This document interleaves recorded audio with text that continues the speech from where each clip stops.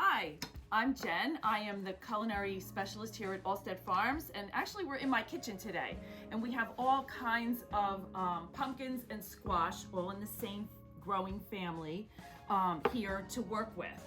I'm going to be working with a sugar pumpkin. These are pumpkins that our students come out here to pick all the time. You might actually have one of these pumpkins in your yard. We also have a cheese pumpkin here, very well known for making pies. We have, this one's already cut in half. This is just the sugar pumpkin. And we have the butternut squash. I have an acorn squash here. And just as an experiment, because we have not done this before, we had read that the turban squash is also a food, and so I think these are also called a gourd, so we are going to try baking one of those today. So if you would like to make pumpkin pie, pumpkin pancakes, pumpkin bread, you have your recipe, and now you need your pumpkin puree. You can start with this sugar pumpkin, and if you think that it's going to be a little bit difficult to cut, you can prick it with a fork a couple of different times, and then you can put it in your microwave. You can put it in up to about 5 minutes. You might want to start with 2 minutes, see how you do, and then add a little bit more time. You want a pretty big knife. You want to work on a cutting board. I've washed this, I've dried it. These of course grow on the soil, on the ground, and you can drag that dirt into your pumpkin if you don't wash it in advance. Okay, so I want to get all the way around using a little bit of pressure. Okay, and I want to, then I have half. I'm going to work with half at a time, and I'm going to just take out the seeds. And I've roasted some pumpkin in advance so that we can show you the whole process today. So I want to just get this out, and I'm going to put it into my bowl of seeds. And this is kind of a fun thing. My students used to do this in school.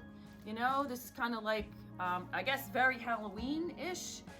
We like harvest here at the farm, but children and students love to get their fingers dirty, and they're going to get all the seeds out of here for you. Okay, once they get them out, you can rinse them and you can roast them. All right. So simple enough, you're going to take this pumpkin and you're going to put it on a piece of parchment-lined baking sheet, and then we're just going to put it in the middle of the oven at about 350. There are sites that will do this at a higher temperature. I'm going to tell you that you need about an hour. You can work at a higher temperature, but you will probably need maybe you will be checking it 45 minutes, 40 minutes, 45 minutes. And the way that you want to check is that you're going to poke the pumpkin and to make sure that it's fork tender. And you'll actually see that the skin of the pumpkin has actually pulled away when you start to, if it's really truly ready, okay? And then you just want to take your spoon and scoop out some of the pumpkin. And then you're going into your food processor or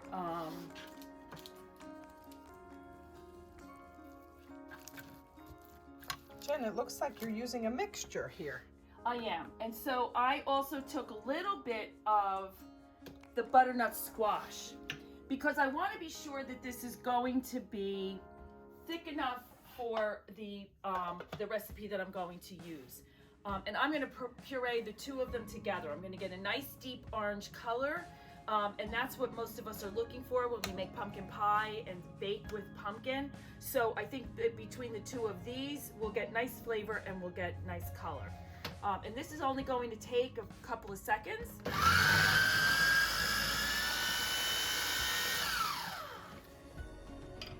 And I might want to just use a rubber scraper, just make sure you have this the way you want it, nice and smooth. Okay, and a lot of recipes just use about a cup. So if it's more than what you need, obviously we're going to puree quite a bit of pumpkin here today. We can use it here on the farm. And if you do this at home, you can now put this into containers that you can now put in the refrigerator for a few days, or this can freeze in the, you put this in your freezer for up to a year. So all winter long, you could be making breads, pancakes, and all kinds of, you can make pasta. We're going to make gnocchi, so stay tuned, and we should be ready to show you that recipe sometime during the week. Thank you for joining us. Come out to the farm. We have all of these different pumpkins and squashes ready for your purchase, and if you're looking for ideas, we have some on our website. Thank you.